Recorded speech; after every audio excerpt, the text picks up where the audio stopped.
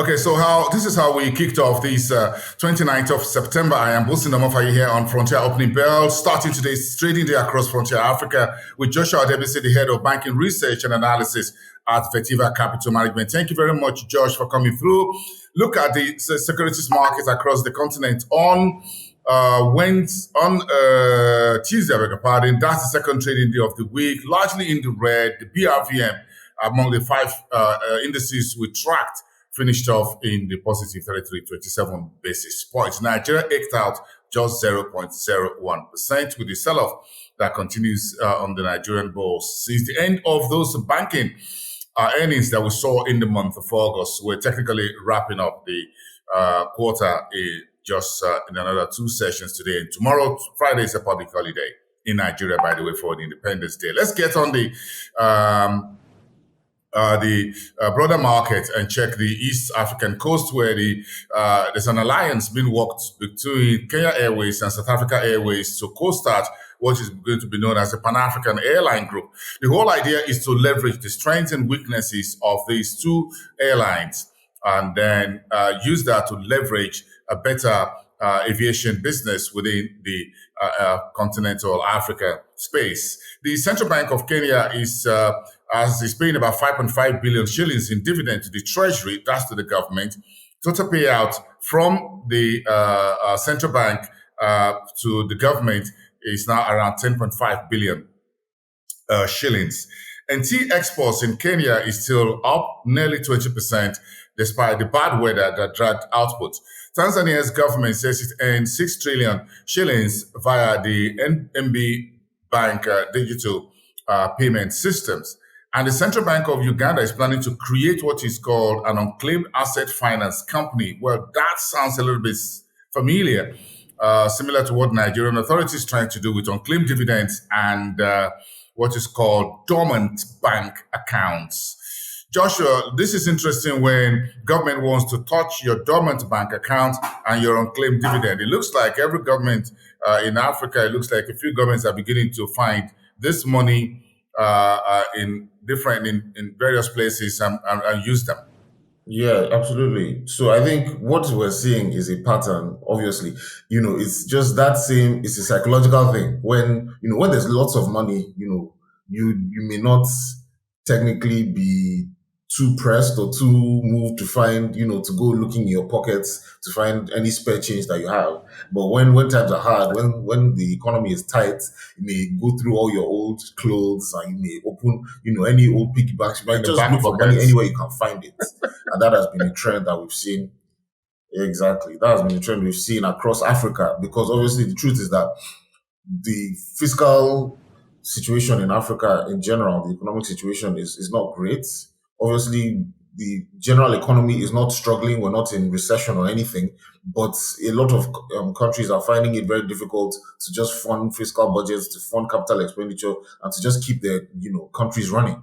So they're looking to things like unclaimed dividends, like you said, dormant accounts. The problem is that there are a lot of legal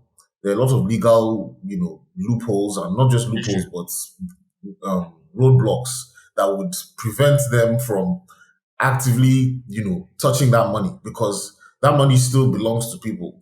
And, there's still statutes of limitation, sure. But the truth is, somebody can wake up one day, find after 10 years and decide to go after their unclaimed dividends. And you can't just say, oh, the government has taken it away.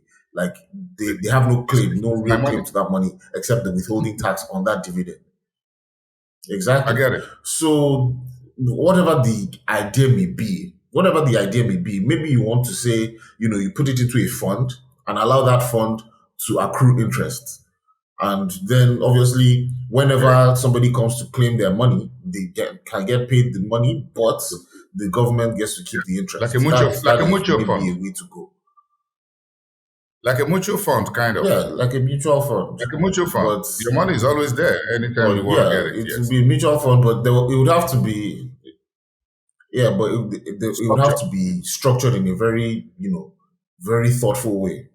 That's the truth. They have to be very well structured in order to ensure that people can still have access to their funds.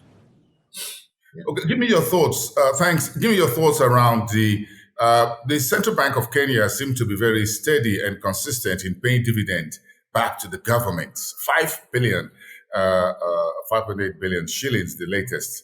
Uh, this looks like a very different ball game from a number of jurisdictions. If you pair that with Central Bank of Nigeria, with the Ministry of Finance, where the central bank say will declare surplus, and well, thank you very much, government. But again, it looks like it's the other way around here, in which the ways that in which the government is borrowing so much from the central bank rather than the central bank declaring any dividend. Well, that again comes down to the fiscal makeup of the Kenyan economy. The truth is, obviously, that this can only happen when, like you said, you're not in severe debt that the government is going to have to pay back the central bank. You know, now this is not the case in most even developed countries that you'd hear a lot about.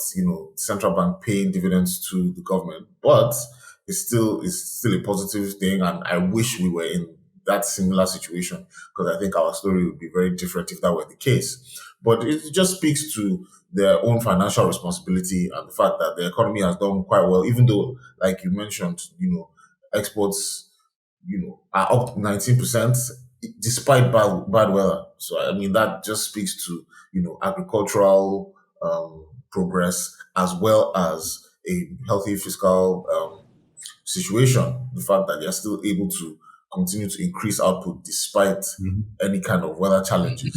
That tells you that we're moving into a level of technology in the agricultural space, especially where we are able to more or less control, or have a level of control over the, agricultural output despite any kind of weather fluctuations, which is also very important, and something that we suffer from severely in Nigeria because of the way our own agriculture is set up, you know. But there are ways that we can mitigate against things like that. And I feel like our level of output can still be so much better. But we need, a lot of investment in infrastructure. And that's the kind of a very big problem is that you have the need for high levels of investment, billions of dollars, right? But we just raised $4 billion at our last Eurobond issuance, and that's going to have to go to several different sectors, several different ministries, several different government agencies, and the truth is, it will only scratch the surface of what is needed, you know. But attracting investment would help. But that's Attracting a investment story would for help. another day. But the truth is, Yeah. we're You need we're we're, investments, we're far even behind. leading economies such as China and the US and the G7. If you would bring $1 billion to the US, even though it's a trillion, several trillion dollars economy, they're gonna say welcome. You're gonna have a little bit of a nice reception. Of If course. you bring $1 billion even into China today, they're gonna say, yeah, you're welcome.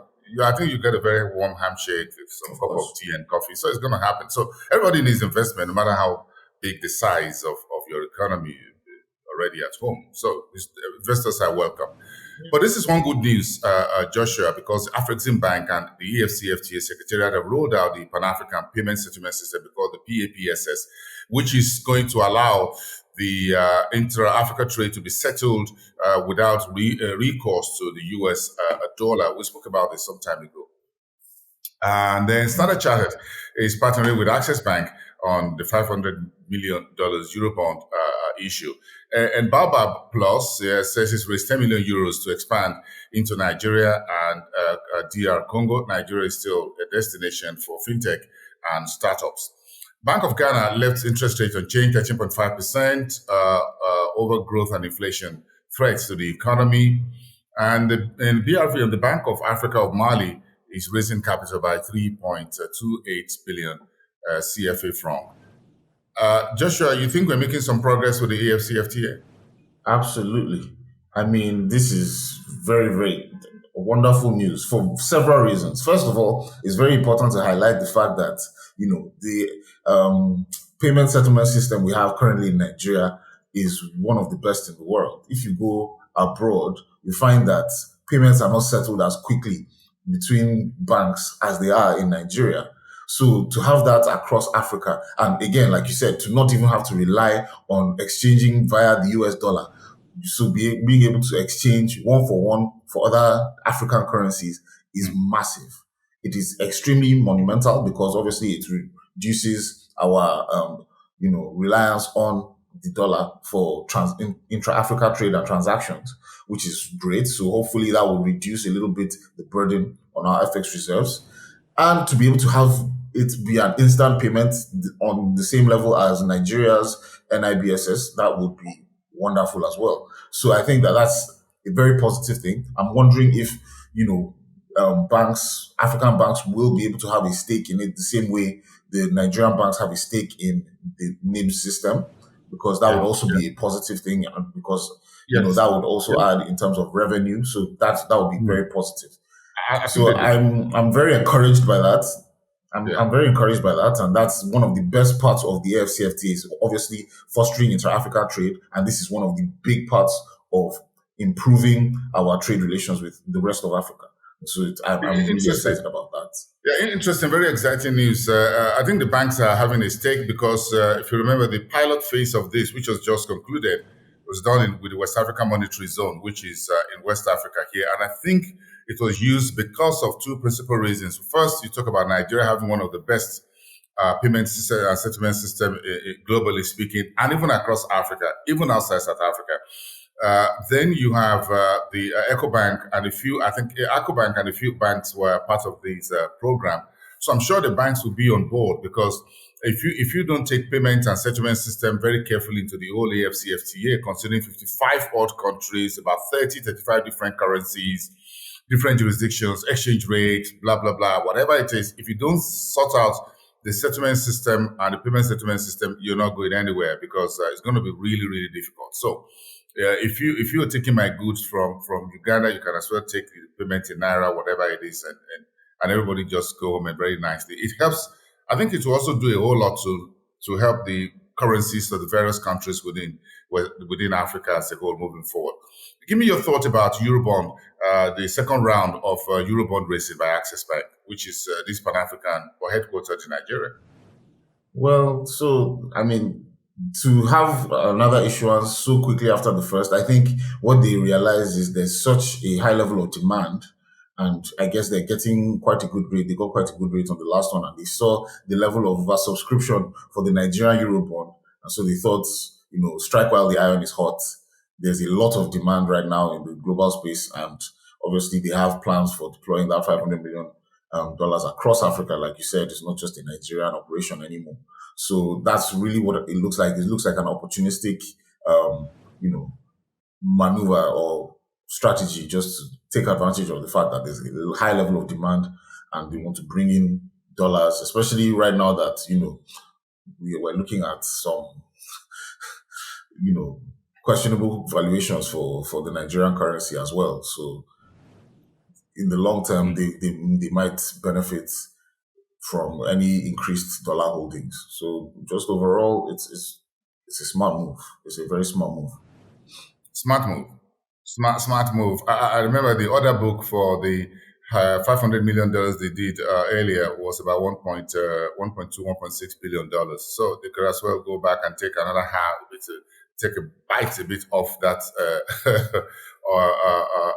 order book that is still lying out there. Very interesting, even because Nigeria is also angling for a second round, as it were, in the month of October. Let's see how it goes down. Thank you so much, Josh. Let's step into Southern Africa space with the primary balance, budget balance, a surplus of 9.8 billion rand. That's the first time since 2018 that South Africa is posting a budgetary surplus, primary budgetary surplus. That's roughly 0.6% of GDP in its first quarter of its 2022 period. South Africa's tourism sector was in the water last year, 164 billion rand net loss. The number of job losses, 1.6 million. That's quite hefty.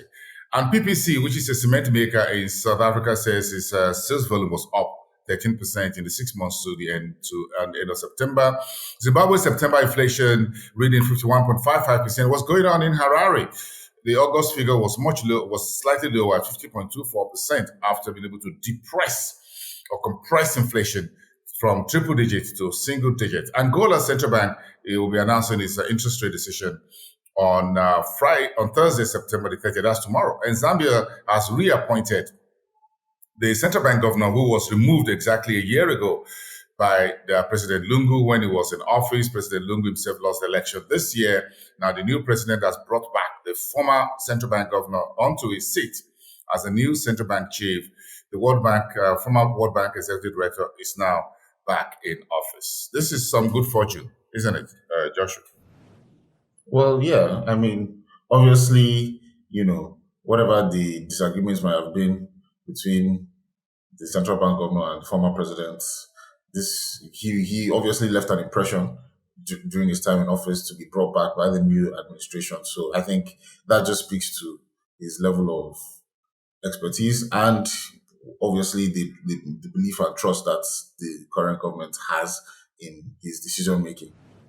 But I think what's also quite interesting is the fact that Zimbabwe's inflation is still quite, despite the restructurings that have gone on in that sector, in that country with regards to their currency.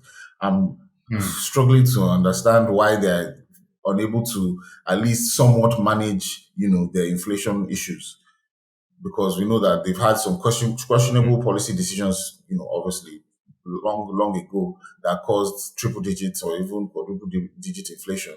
But I thought that those had been sorted out by now. So it's still a bit concerning that, you know, no country should be seeing inflation of 50%. That means the value of your pay is being halved every month. It doesn't make sense.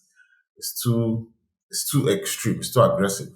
But I hope that they themselves are able to find the right monetary policy to deal with that and to help their economy. But Okay, yeah, it is quite a big concern. give me a minute very quickly as we. Yes, give me just your thoughts very quickly on South Africa's primary budget surplus, almost 10 billion rand. Sometimes you wonder how do these countries get to achieve some of these things in which you have a budgetary primary balance surplus. Well, I mean, it's not rocket science. You just need to, you know, export more than you import, and you just need to be productive economy. Although you see that the tourism sector has declined quite severely, and the economy is not Yeah. even in that great a shape. But overall, it's just a case of smart policy attracting Being investment. We know productive. that Yeah. first of all, South Africa has one thing, yeah, one very big advantage, which is their financial services sector, and their financial services industry is quite massive and stretches across Africa. It is quite international. So they are very much able to, for one reason or another, attract foreign investment quite frequently and at a high level. So that alone puts them at an advantage, because when you're exporting your services and you're not importing that much, you're always going to be in the surplus. So I think that's really where that comes from. Yes, quite a whole lot of work, however, to still be done by the administration of President Cyril Ramaphosa moving forward. The economy is not out of the woods yet. Unemployment is still around 30% and climbing. So still a whole lot of work to do, try to get the economy back on track. But quite some very hard work they're trying to do down there between the new finance minister and the recent slight cabinet reshuffle that we saw a couple of months ago. Maybe those things are beginning to work for the administration. Finish off with me in North Africa, where Morocco's central bank has postponed its own board meeting. Press briefing on the CMP monetary policy will be on October the 13th. But very good news for Morocco's green energy transition, because the European Bank for Reconstruction and Development and the German Development Finance, the GFC, is putting about 25 million euros to support that. Production index in Egypt down 12.129% in July. That's quite a bit hefty. And three state-owned banks in Egypt has unveiled £1 billion fintech fund for it to be unveiled in the month of October to support fintech in the country. The three state-owned banks putting £1 billion together to support their own fintech industry You think we can get this kind of scenario within our environment, Josh? Well, just due to the level of competitiveness between these banks and the fact that they themselves probably do not see fintech as a monolithic threat, so it's very unlikely that we'll see that level of collaboration for fintech specifically, just because, as we know, most of these traditional banks are already exploring how they themselves can leverage, technology to improve their own services and be more competitive. So I think we're far more competitive within the industry and amongst themselves. So I doubt there will be any kind of concerted collaboration on the front of fintech specifically. Now, in other areas, possibly, but not definitely not with fintech. Not in Nigeria. I don't think the Nigerian market is set up for that at the moment. But it is encouraging, at least in Egypt, that they probably are looking at a more concerted effort to be more international. Because if you can pull your resources together and create a product that is superior, obviously it will be something like a monopoly, and you'll be able to better fight any startup that is coming into your market, and you'll be able to keep them at bay because you obviously have more funds to deploy I'm from not within sure. your own organization. Yeah, I'm not sure, Joshua, how this is happening. But these three banks are state-owned banks. They are owned by the government. So perhaps they got a bit of a nudge from the government to say, look, let's use our own. These venture capitalists and PEs are coming from overseas and whatever. So let's use our own banks to take stake very quickly in the industry, and Of course, of course, let's give it a go. So it looks a very good strategy, by the way. So because by the time these startups become multi-million, multi-billion dollars empires, they're not strategically owned by foreigners, but locally. So they just say, well, if you guys can put some money together, it's a government money in the same environment, in the same country, support the fintech industry locally as well, so that we can keep an eye on everything and keep the money at home. I think it's a smart move, by the way. But we don't have state-owned banks in Nigeria anymore, by the way. So I think that's a good play to that. Interesting conversation with you today, Joshua Odebisi, head of banking research and analysis at Vetiva Capital on Frontier Opening Bell. Thank you so much. Have a great day. See you next time on the show. I'm Dawson Namofaye. See you again, everyone, and bye for now.